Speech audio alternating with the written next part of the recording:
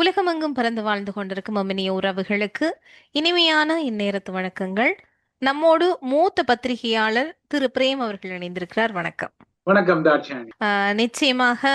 இப்போ பார்த்தீர்கள் அப்படின்னு சொன்னால், இந்தியா போன்ற நாடுகள்ல இந்த ஈரான் அமெரிக்கா போரானது பல சிக்கல்களை ஏற்படுத்தி இருக்கிறது. குறிப்பாக எண்ணெய், கேஸ் இந்த மாதிரியான சில தட்டுப்பாடுகளை ஏற்படுத்தி இருக்கிறது. மற்றபடி ஐரோப்பிய நாடுகளுக்கு இது என்ன வகையான பிரச்சனைகளை கொடுக்குமா, அல்லது அவர்களுக்கு எந்த விதமான பாதிப்பும் ஏற்படாதா? உங்களுடைய பார்வையில் எப்படி இருக்கிறது? இல்லை இல்லை, பாதிப்பு ஏற்படாது. எப்படி என்றால், உக்ரைன் போர் ஏற்படாமல் ரஷ்ய எண்ணெய் முன்னரை போல ஐரோப்பாவுக்கு இருந்தால் பாதிப்பு ஏற்படாது. ஆனால் இப்பொழுது என்னவென்றால், உக்ரைன் போருக்கு பின்னர் ஐரோப்பாவுக்கான ரஷ்ய எரிவாயு மற்றும் எண்ணெய் ஏற்கனவே தடை விதிக்கப்பட்டிருக்கிறது. ஆகையால் இப்பொழுது ஐரோப்பாவும் ஒரு வழியின்றி மத்திய கிழக்கு எரிவாயு மற்றும் எரிபொருளை தான் நம்பி இருக்கிறது. இதனால்தான் சில வேளைகளில் தற்காலிகமாக ரஷ்ய தடை தளர்த்தப்படலாம் என்ற ஒரு சூசகமான செய்தியை நேற்று டொனால்ட் ட்ரம்ப் கூறியிருக்கின்றார். இந்த வளைகுடா போர் சடுதியான மாற்றங்களை கூட உருவாக்குகின்றது. ஆகையால் ஐரோப்பாவுக்கும் சவாலான நிலைமைதான். ஏனென்றால் எரிபொருள் சிக்கல். ஏனென்றால் எரிபொருள் மாத்திரமல்ல, ஐரோப்பாவுக்கு எப்படி சவால் என்றால், எரிபொருளால் என்னென்றால் இந்த ஹோர்மோஸ் நீரிணை முக்கியமாக ஆசிய பிராந்தியத்துக்குரிய ஏற்றுமதி விநியோக வழி, முக்கியமாக சீனா இந்தியாவுக்கு தான் மிக முக்கியம். ஆக அங்கிருந்து எண்ணெய் இல்லாவிட்டால் இந்தியா சீனா போன்ற நாடுகளில் உற்பத்தி இல்லாவிட்டால் உற்பத்தி ஐரோப்பாவுக்கான ஏற்றுமதிகளும் பாதிக்கப்பட்டால் அது ஏதோ ஒரு வகையில் கடும் பாதிப்பைத்தான் ஏற்படுத்தும். ஆகையால் இது உலகளாவிய அடி. இதில் தூர இருந்தாலும் சரிதான், கிட்ட இருந்தாலும் சரிதான். அமெரிக்காவில் கூட இந்த எரிபொருள் தாக்கம் பெரும் விலையேற்றங்கள் அதிர்வுகளை ஏற்படுத்துகிறது. ஏனென்றால் அந்த இந்த எரிபொருளை விநியோகிக்கும் அந்த வலையமைப்பை இறுக்கமாக வைத்திருக்க வேண்டுமானால் வேறு வழியில் ரிசர்வ்களை எடுத்து விட வேண்டும். ஆனால் ரிசர்வ்களை எடுத்து விட்டால் அது மிக நெருக்கடி. அந்த ரிசர்வை எப்பொழுது நிரப்புவது? ஆகையால் இது ஒரு உலகத்துக்கே சவாலான பிரச்சனை. நிச்சயமாக. அதே போல காமூஸ் நீரிணை வழியில எண்ணெய் கொண்டு வருகிற கப்பல்களை தாக்கினால் ஈரான் மீது ஏற்படுத்தப்படுகின்ற தாக்குதல் ஈரான் மீண்டும் ஒரு நாடாகவே கட்டி எழுப்ப முடியாத அளவுக்கு ஒரு மிகப்பெரிய தாக்குதலை ஈரான் மீது செலுத்துவோம் அப்படின்னு சொல்லி அமெரிக்கா பகிரங்கமாகவே ஒரு எச்சரிக்கை விட்டிருக்கிறது. அதே போல ஈரானும் பார்த்தீர்கள் அப்படின்னு சொன்னால், நாங்கள் தான் போரை எப்போது முடிப்போம் என்பதை நாம் தான் தீர்மானிப்போம்னு சொல்லியும் ஒரு பகிரங்கமான ஒரு விஷயத்தை சொல்லியிருக்காங்க. இது எங்கேதான் போய் முடிய போகிறது? இல்லை, உண்மையில் இது இது ஒரு வகையில் போர்க்கால பரப்புரைதான். யாருமே இந்த போரில் நான் தோல்வியடைய போகின்றேன் என சொல்ல மாட்டார்கள். ஆகையால் இரு தரப்புமே போரின் 11 நாட்கள் தான் கடந்திருக்கிறது. ஆகையால் ஒரு சவாலான நிலையாய்த்தான் இருக்கும். ஆனால் ஈரான் உண்மையில் சூளுரைப்பது போல எவ்வாறு தாக்கு பிடிக்கும் என்பது ஒரு விடயம். ஏனென்றால் அமெரிக்கா சொல்வது போல இதுவரை தாக்கியதை விட 20 மடங்கு தாக்குவோம் என கூறுகின்றது. அதாவது ஹோர்முஸ் வளைகுடா நீரிணையை ஈரான் தொடர்ந்தும் கட்டுப்படுத்தினால் இந்த தாக்குதல் நடக்கும் என அமெரிக்கா சொல்கின்றது. ஆனால் இந்த அமெரிக்காவின் இந்த சூளுரைப்புக்கு பின்னால் அதற்கு உரிய ஆதரவு உலக நாடுகளிலிருந்து வரக்கூடும். ஏனென்றால் ஹோர்முஸ் வளைகுடாவை ஈரான் தடுத்து வைத்திருப்பது எல்லா நாடுகளுக்கும் எரிபொருள் நெருக்கடியை ஏற்படுத்தும் என்றால், ஆகையால் அமெரிக்கா ஹோர்முஸ் வளைகுடாக்காக அடிப்பது சரிதான் என்கின்ற ஒரு கருத்துருவாக்கத்தை உருவாக்கக்கூடும். அது ஈரானுக்கு பாதகமாக கூடும். ஆனால் ஈரான் சொல்வது போல இந்த போரை நாம் தான் முடிப்போம் என சொல்லுகிறது. அது ஒரு வகையில் போர்க்கால உளவியல் என்றால் எதிரிகளை உளவியல் ரீதியில் கலவரப்படுத்தும் ஒரு சூழலை மட்டுமல்லாமல், ஆனால் ஈரானும் லேசான நாடல்ல. ஆகையால் அதுவும் தாக்கு பிடிக்கக்கூடிய வகையில் இருக்கின்றது. அதனிடம் இன்னமும் ஏராளமான ட்ரோன்கள் இருக்கின்றன. ஏன்னா ட்ரோன்கள் மிக சவாலை ஏற்படுத்தி கொள்ளுகின்றன. என்றால் ஒரு ட்ரோன் சில நூற்றுக்கணக்கான டாலர்களிலே உற்பத்தியாக்க முடியும். ஆனால் அந்த ட்ரோனை இடைமறிப்பதற்கு இவர்கள் பெரும் மிசைல்களை அடிக்கும் போது அது பெரும் மில்லியன் கணக்கான செலவினத்தை போரிடும் நாடுகளுக்கு ஏற்படுத்தும். ஆகையால் இந்த இதுக்குள் உளவியல் இருக்கின்றதால் இரண்டு தரப்புமே மிக போர்க்கால பரப்புரை இயந்திரத்தை கையாள தலைப்படுகின்றன. ஆனால் ஈரானுக்கு அமெரிக்கா நாசகாரமான ஆயுதங்களை பிரயோகித்தால் அது ஈரானுக்கும் சவால். ஏனென்றால் ஈரான் அதி உயர் தலைவர் எப்போதுமே பீஸ்ஃபுல்லாக, அதாவது சமாதானமாக வாழ்வதற்கு நீ வாய்ப்பில்லை என அமெரிக்கா கூறுவதன் ஊடாகவே அதன் தலைமை பெரும் கலவரங்களுக்கு உள்ளாக்கப்படும் இந்த தாக்குதல்களால் என்கின்ற ஒரு செய்தியையும் அமெரிக்கா சொல்ல தள்ளப்படுகிறது. ஆகையால் இது ஒரு பெரும் சிக்கலான நிலைமைதான். இரண்டு தரப்புக்கும் சிக்கல், ஆனால் உலகத்துக்கும் சிக்கல். பேரழிவுக்குரிய ஒரு போர். ஆனால் எங்கு முடியும் என்பதை இனி வருங்காலம் தான் தீர்மானிக்கும். ஆனால் ஈரான் எவ்வளவு தூரம் தாக்கு பிடிக்க போகின்றது என்பதும் ஒரு முக்கியமான கேள்வி. நிச்சயமாக ஈரான் பலதரப்பட்ட போரியல் யுக்திகளை பயன்படுத்தியது அப்படின்னு சொல்லி பார்க்கிறோம். நீங்க இதுல முக்கியமா ஈரான் அமெரிக்கா இஸ்ரேலுக்கு எதிரான இந்த போர்ல வந்து என்ன வகையான போரியல் யுக்தியை எல்லாமே வந்து பயன்படுத்திச்சு? உங்க ஏதாவது உங்களுக்கு கவர்ந்து இருக்கும்ல இந்த இந்த மாதிரி யுக்திகள் எல்லாம் பயன்படுத்திச்சு அப்படின்னு சொல்லி நீங்க எதை முக்கியமா பாக்குறீங்க? ஆம், அதாவது பலமான எதிரிக்கு எதிராக மிக பலவீனமான முறைகள் கலவரப்படுத்தும் என்பதை இந்த போரில் காண முடிகிறது. ஏற்கனவே நான் குறிப்பிட்டது போலதான் சில நூற்றுக்கணக்கான டாலர்களால் உருவாக்கப்படும் ட்ரோன்கள் பெரும் சவால்களை உருவாக்கி கொள்கின்ற அமெரிக்காவின் அந்த ஏவுகணை எதிர்ப்பு கட்டமைப்புக்கே பெரும் சவாலை உருவாக்கி கொள்கிறது. ஆகையால் ஈரானை பொறுத்தவரை அது மிக பலம் வாய்ந்த எதிரியுடன் மிக நுட்பமான யுக்திகளை பாவித்து அந்த ஹார்ட்கோரில் அடிப்பது என்று சொல்வார்களே அவ்வாறாக அடிக்கின்றது. ஏனென்றால் அதற்குத்தான் அந்த ஈரானின் தாக்குதல்களுக்கு ரஷ்யா தான் உளவு தகவல்களை வழங்குகின்றது. எங்கெங்கு அமெரிக்க கப்பல்கள் நிற்கின்றன, எங்கெங்கு அதன் தளங்கள் இருக்கின்றன, அல்லது எங்கெங்கு போர் விமானங்கள் இருக்கின்றன என்பதை ரஷ்யாவின் செய்மதிகள் கண்காணித்து அது தொடர்பாக ஈரானுக்கு தகவல்களை வழங்குவதால் தான் ஈரான் இப்பொழுது துல்லியமாக அடிக்கின்றது. உங்களுக்கு தெரியும், வளைகுடா நாடுகளில் உள்ள அமெரிக்க தளங்களை நோக்கி இந்த 11 நாட்களும் ஓயாது தாக்குதல்கள் இடம்பெறுகிறது. அதனோட பேட்ரியாட்டிக் ஆன்டி மிசைல் பேட்டரிஸ் எல்லாம் தாக்கப்பட்டிருக்கின்றது. அதெல்லாம் பில்லியன் கணக்கான பொறுமதி பொருள் இழப்பு. வாய்ந்தவை. அது மிகவும் ஆகையால் ஒரு ஒரு சிறிய ஏவுகணை மூலம் ஈரானின் ஏவுகணைகள் பெரும் விலை உயர்ந்தவை அல்ல, ஏனென்றால் அது உள்நாட்டு தயாரிப்புகள். ஆகிய சிறிய ஏவுகணைகள் இல்லையா ட்ரோன்கள் மூலம் பெற்றும் செலவீனம் உள்ள போர் இயந்திரத்தை அடிப்பது எதிராளிக்கு மிகவும் கலவரத்தை ஏற்படும். ஏனென்றால் ஒரு ஆன்டி மிசைல் கண்காணிப்பு அமைப்பு தகர்க்கப்பட்டால் தாக்கப்பட்டால் அதனை ரீப்ளேஸ் பண்றது பெரும் சவால். ஆகியால் தான் வளைகுடா நாடுகளுக்கு இது ஒரு பெரும் சவாலாக இருக்கின்றது. அமெரிக்காவுக்கும் இது உண்மையில் உள்ளூர ஒரு அச்சுறுத்தல் நிலைமைதான். இதனால்தான் ஈரான் சொல்லுகிறது என்ன, முன்னர் சவடால் விட்டது போல அமெரிக்காவின் aircraft carrier Abraham Lincoln, Gerald Ford ஆகியன இப்பொழுது வலிமையான தூரத்தை விட பல கிலோமீட்டர்கள் 1000 கிலோமீட்டர்களுக்கு அப்பால் தான் இருக்கின்றன என்ன கூறுவதால் அமெரிக்காவுக்கும் ஈரான் இந்த போர் தந்திரங்களால் அச்சம் ஏற்பட்டிருப்பதை மறுக்க முடியாது. ஆனால் ஒத்துக்கொள்ள மாட்டார்கள் இல்லையா? நிச்சயமா இந்த இடத்துல வந்து இலங்கை இந்த ஈரான் அமெரிக்கா இஸ்ரேல் இந்த இந்த போர்ல வந்து இலங்கை வந்து ஒரு பகடக்காய் ஆக்கப்பட்டிருக்கிற சில தருணங்களை நம்ம பார்க்கக்கூடியதா இருக்கு. குறிப்பாக வந்து இலங்கையினுடைய கடற்பரப்புக்கு அண்மையில இருந்த அந்த முதலாவது கப்பல் நீர்மூழ்கி கப்பல் அமெரிக்காவினுடைய நீர்மூழ்கி கப்பலால வந்து தாக்கி அழிக்கப்பட்டது. இது தொடர்புல மிகப்பெரிய ஒரு சர்ச்சை இருக்குது. அதாவது இந்தியா இலங்கையை மாட்டி விட்டதா அல்லது இலங்கை வந்து வசமாக அமெரிக்காவிடம் சிக்கி கொண்டதா, இப்படி பலதரப்பட்ட உரையாடல்களை வந்து பார்க்கக்கூடியதாக இருக்கிறது. உண்மையாகவே ஒரு அமெரிக்காவினுடைய ஒரு நீர்மூழ்கி கப்பல் இந்திய இலங்கை எல்லைக்குள்ள வந்ததை 2 நாடுகளுக்கும் தெரியாம போனதா அல்லது தெரிந்தும் அமைதியாக விட்டார்களா? ஏன்னா இப்ப அண்மையில இப்போ நான் இந்த நேர்காணல் பதிவு செய்யும் போது இலங்கை தரப்பால ஒரு செய்தி வெளியிடப்பட்டிருக்கிறது. ஈரான் அதாவது அமெரிக்காவினுடைய நீர்மூழ்கி கப்பல் வந்தது எங்களுக்கு அறிவிக்கப்படவில்லை அப்படின்ற ஒரு விஷயம் வந்து செய்தியாக வெளியிடப்பட்டிருக்கிறது இலங்கை அரசு தரப்பால்.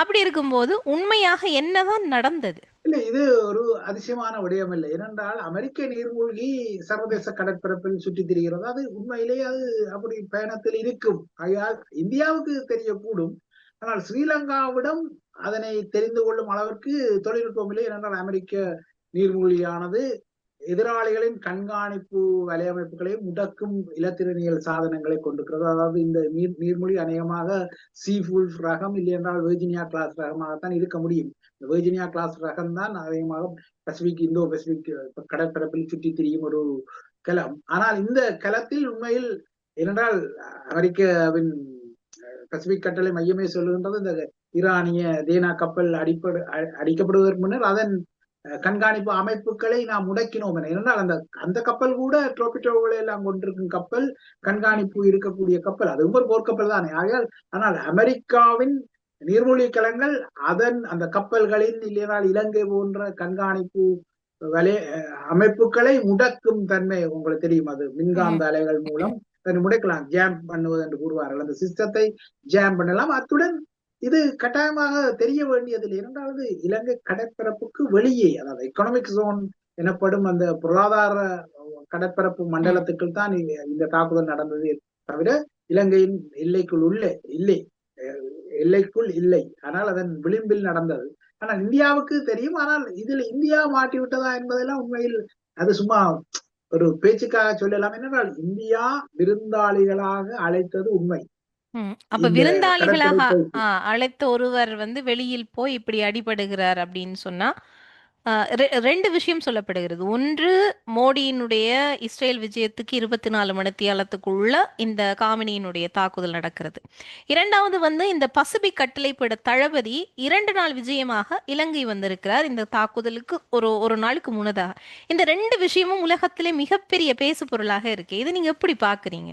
ஏன் அவர் அதே பசிபிக் கட்டளை தளபதி இந்தியாவுக்கு வந்தார், இலங்கைக்கு பின்னர் இந்தியாவுக்கு தானே வந்தார். ஏனென்றால் இந்த இந்த கடற்படை பயிற்சியில் அமெரிக்காவும் கலந்து கொண்டது. பலர் அதனை ஏற்றுக்கொள்ள மறுக்கிறார்கள். அது தவறான ஒரு கருத்து பரவுகிறது. ஏனென்றால் இந்தியா ஈரான் கப்பலை காட்டி கொடுத்து காட்டி விட்டது. கொடுத்து ஏனென்றால் விட்டது. அமெரிக்காவும் அதே கடற்படை பயிற்சியில் பங்கெடுத்தது அல்லவா. அதன் பொசிடோன் விமானங்கள், உளவு விமானங்களுடன் தான் பங்கு பெற்றது. ஆகையால் அந்த கடற்படை பயிற்சியில் ஈரானும் அமெரிக்காவும் ஒரே நேரத்தில் விசாகப்பட்டினத்தில் இருந்தன. நீங்கள் கூறும் அட்மிரல் ஹோய்லர் இந்தியாவுக்கும் வந்திருந்தாரு. உங்களை அரசு இந்திய ஜனாதிபதி எல்லாம் அவர் சந்தித்திருக்கிறார். இலங்கைக்கு பின்னர் அவர் இந்தியாவுக்கு ம். தான் வந்தார். ஆகையால் இதில் இலங்கைக்கு வந்ததன் காரணம் என்னென்றால், இலங்கை நீங்கள் கூறியது போல இந்த அமெரிக்கா சார் என்னதான் ஜேவிபியினர் சீன சார்பு கொண்ட இடதுசாரிகளாக தங்களை முன்னர் அர்த்தப்படுத்தினாலும், அனுகுமார திசாநாயக்காவின் இந்த பதவியேற்புக்கு பின்னர் இல்லையென்றால் அவரது இந்த ஆட்சி காலத்தில் அது அமெரிக்காவையும் இந்தியாவையும் அதிகமாக சாய்கிறது. இந்த ஸ்ரீலங்கா அரசாங்கம் கூட அமெரிக்காவுடன் டிஃபென்ஸ் பெக்ட் ஒன்றை ஒப்பமிட்டது. உங்களுக்கு தெரியும், ம். அரசு தலைவர் பொறுப்பேற்றதுமே மோண்டேனா பெக்ட் வந்து ஒப்பமிட்டது. அதுல என்ன இருக்குன்னு தெரியும். உண்மையில் அந்த பாதுகாப்பு ஒப்பந்தத்தின்படி இந்த வருடம் சமருக்கு அமெரிக்க படையினர் இலங்கையில் முகாமிட்டு சில பயிற்சிகளை செய்ய இருந்தார்கள். ஆனால் பித்வா சூறாவளியால் அந்த பயிற்சி நிஜமான ஒரு மீட்பு பணியாகவே மாறிவிட்டது. அது அமெரிக்காவை எதிர்பார்க்காத ஒரு விடயம், இலங்கையை எதிர்பார்க்காத ஒரு. ஆக இதில் இந்தியா, அத்துடன் நீங்கள் விருந்தாளிகளாக வந்த கப்பல்கள் திரும்பி போன பின்னர் தான் இந்த ஈரான் மீதான, கெமினி மீதான தாக்குதல் இடம்பெற்றது அல்லவா.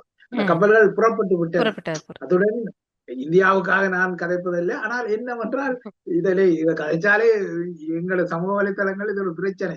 ஏன்னா விருந்தாளியாக வந்தவர் மீண்டும் நாட்டுக்கு திரும்பும் பொழுது, நீங்கள் ஒரு கல்யாண வீட்டுக்கு போனால் நீங்கள் வீடு சேரும் வரை கல்யாண வீட்டுக்கார பொறுப்பு அல்ல.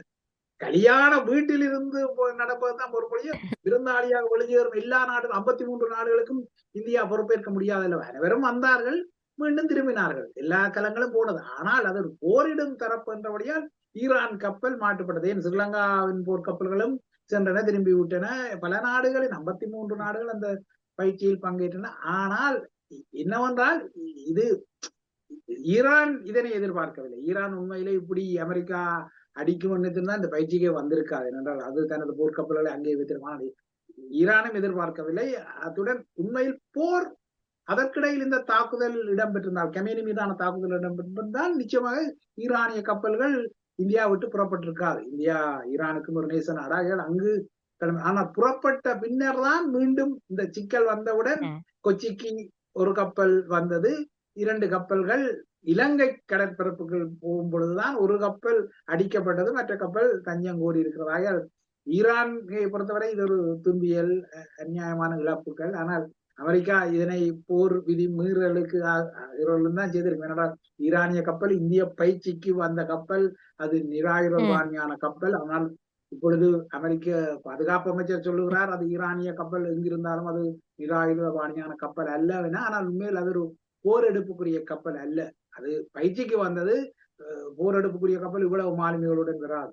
ஆகையால் அது பயிற்சிக்கு வந்தது, திரும்ப போனது. ஒரு ஒரு உண்மையில் அனைத்துலக விதிகளை மீறிய ஒரு தாக்குதல் தான். அந்த பயிற்சிக்கு நிச்சயமா வந்த இந்த கப்பலை இடத்துல நிச்சயமா. அந்த தாக்குதல் அப்படி ஒரு ஒரு தொடர்ந்தும் பல விதிமீறல்கள் அப்படின்றத செய்திகளாகவும் பார்க்கிறோம். அதாவது கிளஸ்டர் குண்டுகள் எல்லாம் போடுவதாக செய்திகளாக எல்லாம் பார்த்து கொண்டிருக்கிறோம். அடுத்து என்னுடைய கேள்வி என்ன அப்படின்னு சொன்னால், இரண்டாவது கப்பல் தொடர்புல. இரண்டாவது கப்பல் தொடர்புல வந்து இலங்கை ஏன் இன்னும் அமைதி காக்கிறது? அந்த கப்பல் எங்கேயும் நகரவில்லை அப்படின்ற செய்திகளும் வருகிறது. குறிப்பாக திருகோணமலை துறைமுகத்தில் அது நகர்த்தப்படும் அப்படின்னு சொல்லி ஆரம்பத்திலே பேசப்பட்டது. ஆனா எந்த அசுமாத்தமும் இல்லாமல் அமைதியாக இருக்கிறது. அமெரிக்காவிடமிருந்து கூட அந்த ம், த- இலங்கையிடம் தஞ்சம் கூறிய ஈரானிய மாலுமிகளோ அல்லது கடற்படையோ அவர்கள் மீண்டும் ஈரானுக்கு அனுப்பக்கூடாது அப்படின்னு சொல்லி ஒரு உத்தரவு வந்தது. உண்மையாக என்னதான் அங்கு நடக்குது? இல்ல அது கன்ஃப்ளிக்டிங் ரிப்போர்ட்ஸ். அதாவது முதலில் அவ்வாறுதான் ராய்ட்டர்ஸ் சொன்னது. தாங்களுக்கு அந்த டிப்ளமேட்ஸ் மெசேஜ்களை பார்த்தோம், அதில் இருந்தது அவ்வாறு உள்ளக சுற்றுக்கு அப்படி தஞ்சம் மீண்டும் ஈரானுக்கு இவர்கள் செல்லக்கூடாது, அதனை ஸ்ரீலங்கா அனுமதிக்க கூடாது என்ற ஒரு செய்தி இருந்ததாக ராய்ட்டர்ஸ் சொன்னது. ஆனால் பின்னர் அதனை அமெரிக்கா மறுத்தது இல்லை. அது இலங்கையே அதனை சொந்தமாக முடிவெடுக்கலாம் என்றாலும் இலங்கையின் பொறுப்பு என வெளியரங்கமாக சொல்லுகின்றது. ஆனால் உள்ளரங்கமாக நீங்கள் கூறியது போல அழுத்தம் இவ்வாறான கொஞ்சம் இருக்கலாம். கடுமையான ம். உத்தரவு இருக்கலாம். ஏனென்றால் ஸ்ரீலங்கா, அமெரிக்காவுக்கு தெரியும் தன்னை மீறி தான் இவ்வாறு ஒரு செய்தியை ஊடகங்களில் பரவ விட்டாலே ஸ்ரீலங்கா எச்சரிக்கை அடையும் என்பது. ஆனால் ஸ்ரீலங்காவை பொறுத்தவரை அது ஈரானுக்கு மிக முக்கியமான நாடு, ஈரானுடன் தொடர்பு கொண்ட ஒரு நாடு. ஆகையால் அதன் அடிப்படையில் இப்பொழுது அந்த கப்பலுக்கு தஞ்சம் கோரியது அது அனைத்துலகத்தால் ஈர்க்கப்பட்டது. அமெரிக்காவும் அந்த விடயத்தில் இப்போ பிழைத்து போட்டும் என்ற அடிப்படையில் பேசாமல் இருக்கும். திருவோணமலைக்கு அநேகமா இந்த கப்பல் கொண்டு செல்லப்படும். அது என்னன்னா தொழில்நுட்ப அந்த இந்த தஞ்சம் கோரிய போது அதில் டெக்னிக்கலாக ஒரு பிரச்சனை இருக்கிறது. என்னென்னா இயந்திர கோளாறு காரணமாக தஞ்சம் கோரிய பின்னர் உடனடியாக அந்த கப்பல் திருவோணமலைக்கு தானாக சென்றால் எவ்வாறு பயணிக்கின்றது என்ற ஒரு ஒரு முரண்பாடும் வரலாம். ஆகையால் ம். தாமதித்து இனிமேல் சில வழிகளில் கொண்டு செல்லப்படலாம். ஆனால் இந்த விடயத்தில் நான் நினைக்கவில்லை அமெரிக்கா இலங்கையே முடிவெடுக்கட்டும் என கூறுகிறது. ஆனால் இப்போதைக்கு இந்த மாலுமிகள் திருப்பி அனுப்பப்படும் வாய்ப்புகள் இல்லை. என்னென்றால் இன்னும் உடலங்களே இன்னும் அனுப்பப்பட்டதாக தெரியவில்லை. ஏனென்றால் ம். ஸ்ரீலங்காவுடன் தான் 80க்கும் மேற்பட்ட ஈரானிய செயலர்ஸ் மற்றும் அந்த கடற்படையினர் உடலங்கள் இருக்கிறதல்ல. அதில் ம். இது ஒரு பெரும் சவாலான பிரச்சனை இலங்கைக்கு. நிச்சயமா. இந்த இடத்துல இன்னொரு விஷயத்தையும் இலங்கையில பார்க்கக்கூடியதாக இருந்தது. இருந்தா போல ஒரு 6 புத்துப்பிக்குமார் வந்து அமெரிக்காவுக்கும் இஸ்ரேலுக்கும் ஆதரவாக ஒரு மிகப்பெரிய போராட்டத்தை நடத்தியிருக்கிறார்கள். உண்மையாக இதனுடைய பின்னணி என்ன?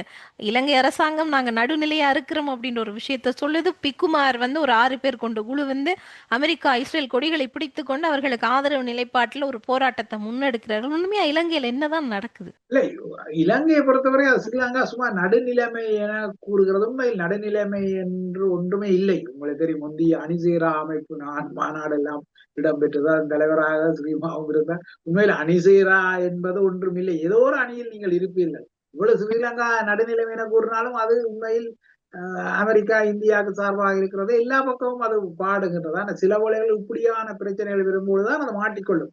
எல்லாருக்கும் எல்லா நேரமும் நண்பனாக நடிக்க முடியாது அல்லவா? ம். உதவிகளை பெறுவதற்காக எல்லாரிடம் நட்பு பாராட்டலாம். ஆனால் இப்படிப்பட்ட நிலைமைகளில் மிக சங்கடம். ஏனென்றால் இந்த அமெரிக்க தாக்குதலை கண்டிக்கவே இல்லையே ஸ்ரீலங்கா இதுவரை. ம். அப்படியாயின் அனைத்து நாடு என்றால் உண்மையில் நடுநிலைமையில் இருந்து கண்டிக்கவில்லை அவன். ஏனென்றால் அதற்கு தெரியும் நான் எங்குமே சாய முடியாது. அது அமெரிக்கா போன்ற நாடுகளை சாய முடியாது. ஈரான் இனி போரில் தோல்வியடையும் ஒரு நாடு என்பது தெரிந்து கொண்டால் போரில் வெற்றியடையும் நாட்டுடன் தான் ஸ்ரீலங்கா ஆதாயங்கிறது நிற்கும் என்பது தெரியும் தானே. இப்ப ம். எங்களது நிலையை பாருங்கள். முந்தி வெறும் எங்கள் ஒரு டிஃபெக்டிவ் ஸ்டேட் என்ற ஒரு நடைமுறை அரசை வைத்திருந்த ஒரு இனம். ஆனால் அந்த அந்த நடைமுறை அரசு குலைந்து விடுதலை புலிகள் வீழ்ச்சி விட்டதும் அந்த அங்கிடு தத்தித்தனம் எங்கள் தலைவர்களிடம் இருக்கின்றதெல்லாம் உடனே அங்காள வெற்றி ம். அடைந்த தரப்புக்கு சார்பாக எடுப்பது.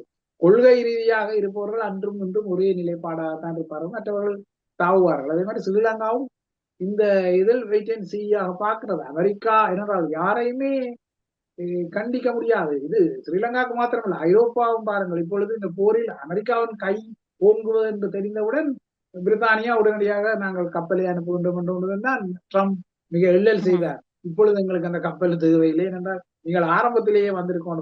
போர் வெற்றி அடைகின்றது என்று தெரிந்தவுடன் அந்த பஸ்ஸில் ஏறுவதற்கு பலர் ஓடி வருவார்கள். நீங்கள் உங்களது சொந்த வாழ்வும் இல்லை என்றால் இதிலும் இருக்கலாம். உங்களிடம் ம். பணம் காசு இருந்தால் உங்களுக்கு சுற்றஞ்சு உள்ள கூட இருக்கும். ஆனால் நீங்கள் நொடிந்து விட்ட தரம் என்றால் அவர்கள் கண்டுகொள்ளார்கள். ஏனென்றால் ஆதாயம் இல்லாமல் உண்மையில அன்பு உள்ளவர்கள் உங்கள் மீது எப்போதுமே ஒரே அன்பாக இருப்பார்கள். ம். ஆதாயம் கருதி இருப்பவர்கள் எங்கு சாயலாம் என்பதை பார்ப்பார்கள். அதான் சொல்றது, ஆள் வளர்த்தால் அங்கே கிளி, அரச மரம் கலந்தால் இங்கே கிளிகள். கிளிகள் எங்கு பழம் இருக்கிறதோ அங்கு பாயும். ஆகையால் இங்கும் எங்கு வெற்றி பழம் இருக்கிறதோ அங்கும் பாயும். ஆகையால் ஸ்ரீலங்கா ஒரு நடுநிலைமையான நாடு அல்ல, அப்படி சொல்லிக் கொள்கிறது. ஆனால் உண்மையில் அது இப்போது அனுரகுமார திசாநாயக்க அரசாங்கம் ம். கூடுதலாக அமெரிக்க இந்திய சார்பு நிலையில் இருப்பதை எல்லாருக்குமே தெரிந்த முடியும். நிச்சயமா. இந்த இடத்துல அடுத்து முக்கியமான இன்னொரு தகவலையும் பார்க்க தெரிந்த ஒரு சிங்கள தரப்புல இருந்து இப்போ இந்த போர் அமெரிக்கா, இஸ்ரேல், ஈரான் போர் சம்பவ நாட்கள்ல வந்து ஒரு ஒரு விஷயம் கூறப்படுகிறது. என்ன அப்படின்னு சொன்னால் அமெரிக்காவினுடைய CIA வழங்கிய தகவல்களின் அடிப்படையில் தான் புலிகள் அழிக்கப்பட்டார்கள் அப்படின்னு ஒரு பிரஸ் மீட்டையும் பார்க்கக்கூடியதாக இருந்தது. இந்த நேரத்துல இந்த விஷயத்த சொல்ல வேண்டிய தேவை அப்படின்பது எதற்காக இருக்கு? இல்லை, இது என்னென்றால் இந்த ஸ்ரீலங்காவில் கொஞ்சம் பேர் இருக்கின்றார்கள். இந்த போர்க்காலத்திலும் அந்த அரசியல் எள்ளி நகையாடும் அளவிற்கு செய்யக்கூடியவர்கள் இருக்கின்றார்கள். நியூவல் வீரவன்சா போன்றவர்கள் இந்த நேரத்தில் ஏதோ ஒரு இந்த நாடாளுமன்ற சிறப்புரிமையில் இருக்கின்றது என்றபடியா நீங்கள் அண்மை காலமாக அந்த நாடாளுமன்றத்தை பாருங்கள். ஸ்ரீலங்கா எதிர்கட்சி தலைவர் கூட கேள்வி எழுப்பியிருந்தார்கள், எங்களிடம் அமெரிக்க மூழ்கியை கண்காணிக்கும் சோனார் இல்லையா, ரேடார் இல்லையா, ம். அந்த கண்காணிப்புகள் இல்லையா, சிறுபிள்ளைத்தனமான கேள்வி. ஏற்கனவே ஒரு எதிர்கட்சி தலைவரும் தெரிய வேண்டும், அடிக்கும் கப்பல் எந்த அளவு தொழில்நுட்ப ரீதியில் முன்னேறிய கப்பல், ஸ்ரீலங்காவின் இராணுவ வலு எந்த அளவு இருக்கிறது என்பது தெரிய வேண்டும். அதாவது வந்தது சாதாரணமான கப்பல் அல்ல. ஆகையால் அது இவ்வாறுதான் அந்த வேடிக்கை வினோதமாக கருத்துக் கொள்வார்கள். சீரியஸான பிரச்சனை என்றால் இலங்கை தீவே இந்த பிரச்சனை நீடித்தால் மீண்டும் பொருளாதார நெருக்கடிக்கு சிக்கிக்கொள்ளும். இந்தியாவே இப்பொழுது எரிவாயு சிலிண்டர்கள் பிரச்சனைல இருக்கு. தட்டுப்படுகின்றது என்றால் இலங்கைக்கு எப்படி நிலைமை பாருங்க. இந்தியா இந்த பெரிய பொருளாதார வலுக்கொண்ட நாடு, அதற்கே இப்படி என்றால் இலங்கைக்கு ஏற்கனவே அந்நிய செலாவணி நெருக்கடி இருக்கின்றது, பொருளாதார நெருக்கடி இருக்கின்றது. ஆகையால் இந்த இலங்கையின் அந்த உண்மையான அந்த அவல நிலை தெரியாமல் இந்த அரசியல்வாதிகள் இவ்வாறுதான் கலைப்பார்கள். இந்த வேளை புலிகளையும் இதற்கு முடிவார்கள். ஆனால் இது உண்மையிலேயே விடுதலை புலிகள் அமைப்பையில் என்றால் தமிழர்களின் ஆயுத ஒளி அரசியல் உரிமை போராட்டத்தை முடக்கிய தரப்புகள் மேற்குலக நாடுகள் தான். இது புதுமையானதல்ல. எல்லா நாடுகளும் சேர்ந்துதான் ராஜபக்ஷ வழங்கிய சில உறுதிமொழிகளின் அடிப்படையில் அளித்தார்கள். அதாவது நீங்கள் அளித்த பின்னர் தமிழர்களுக்கு ஒரு தீர்வை கொடுங்கள். ஆனால் ராஜபக்ஷ முதலாவது செய்தார், இரண்டாவது அவர் தமிழ் மக்களுக்கும் அனைத்துலகத்துக்கும் கடுக்காய் கொடுத்தார். அதனால்தான் அது பின்னர் அந்த பிரச்சனை மனித உரிமை பேரவை கூட அமெரிக்காவால் அது இலங்கை மீதான தீர்மானமாக கொண்டு வரப்பட்டது. ஆக விடுதலை புலிகளை அழிப்பது எல்லாவற்றிற்குமே பங்கு இருக்கின்றது. அதில் எதிரும் புதிர்வாக நின்ற நாடுகளுக்கும் பங்கு இருக்கின்றது. இந்தியாவுக்கும் பங்கு இருக்கின்றது, இந்தியாவின் எதிர் நாடான பாகிஸ்தானுக்கும் பங்கு இருக்கிறது, சீனாவுக்கும் பங்கு இருக்கிறது, சீனாவை எதிர்க்கும் ரஷ்யாவுக்கும் பங்கு இருக்கிறது, அமெரிக்காவுக்கும் பங்கு இருக்கிறது. ஆக எங்களது அரசியல் உரிமை போராட்டத்தை அளிப்பதில் உலகமே ஒன்றாக நின்றது. அதில் வங்காளி சண்டையெல்லாம்